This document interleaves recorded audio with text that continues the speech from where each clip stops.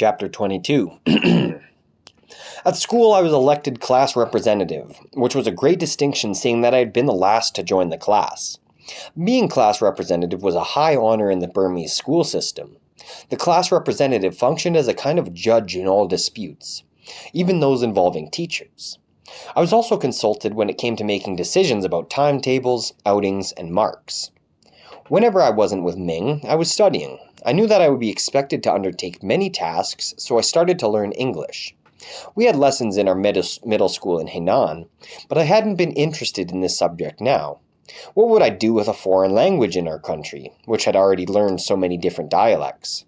But now I was eager to learn this language. I also started learning the guitar, which wasn't as easy. My fingers wanted to do everything but touch the right strings and the right frets. I'd barely managed to get them on the correct strings before I had to alter my hand position. Only the prospect of accompanying the worship leader at our services gave me the energy to carry on. Earlier than I should have, I took my guitar with me to the services. Everyone was amazed that I could play this instrument, for that seemed to be the impression I had given them. But the first few songs were a real disgrace. The congregation sang far too fast for my ability. I had scarcely got one position right before they were off into the next passage, and it sounded weird and out of tune. Yet their patience with me was exemplary. The tempo was drastically slowed, and for a while we sang the only two songs that I was half able to play. After a few weeks we got used to each other and the tempo became more acceptable. My interminable practicing got on my mum's nerves, but I simply replied, "Just be grateful I'm not playing the drums." It was during this period that I began to read extensively. I devoured every Christian book that I could get my hands on. As we lived in the Bible school, I had unlimited access to every room, including the library. It housed an unfathomable wealth of books. I was often to be found there at midnight, still reading for all I was worth. Whenever a book went missing from the shelves, it could be found in my room. This wasn't actually permitted, but in my pressing need for knowledge, I overlooked this detail. Pretty soon there was a saying going around the Bible school: "If there's a book missing from the library, just ask Isaac." I joined in with the lessons in the Bible school as often as my regular school duties allowed. I was very enthusiastic about the parts of the curriculum that dealt with different cultures.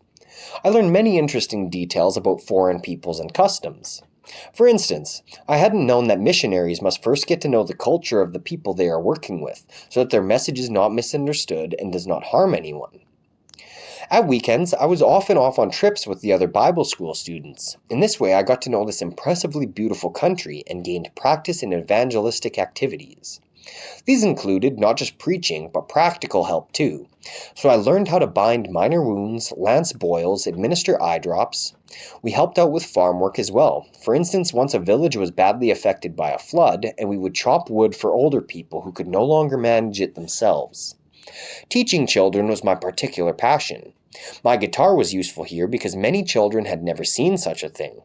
When the children came to our public events, they were usually fairly well dressed, but on the streets they often ran around in tattered shirts. I also went into the poor people's homes, and was horrified by the primitive conditions in their huts. There were some children who were living by themselves, either because the parents had died or because the parents had simply chased their sons and daughters out of the house.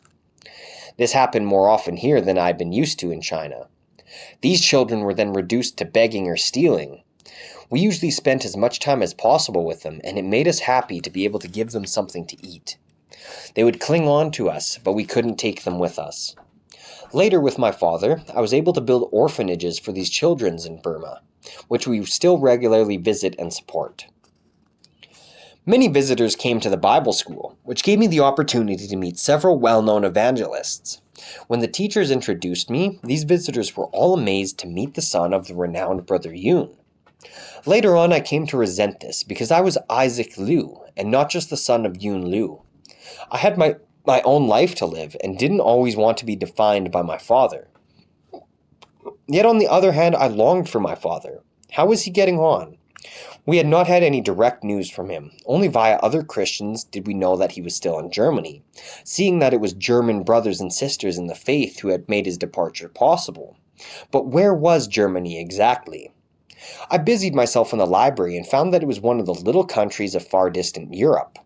Our Chinese symbol for Germany suggested that many good-hearted people lived there. But was that really true? For I had also heard that the Germans had started 2 world wars and that their former leader Hitler had committed many appalling atrocities. People in China have a better opinion of Germany than they do of England and France, because the latter two humiliated China and ruined the country economically. Although the Germans had been a colonial power in the country, it was only for a short time. My grandfather had always spoke well of the Germans, and now my father was there. Would we too travel to this distant land, or would my father come here to Burma? I could quite well imagine that. The country was beautiful, but amid the poverty and widespread paganism, we could do a lot to bring the gospel to people.